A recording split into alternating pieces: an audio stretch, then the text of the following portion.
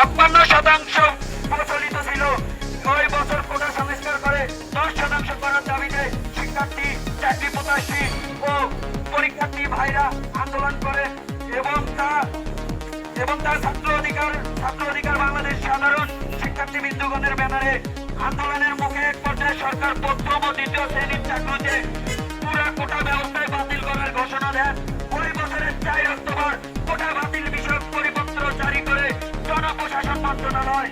পরে 2021 সালে সেই পরিপত্রের মুক্তিযোদ্ধা কোটা বাতিলের অংশটিকে চ্যালেঞ্জ করে কয়েকজন বীর মুক্তিযোদ্ধার সন্তান রিট করেন। 5 জুন এই রিটের রায়ে পরিপত্রের ওই অংশ অবৈধ ঘোষণা করা হয়। এরপর থেকে আবার আন্দোলনের নামে শিক্ষার্থীরা বৈষম্য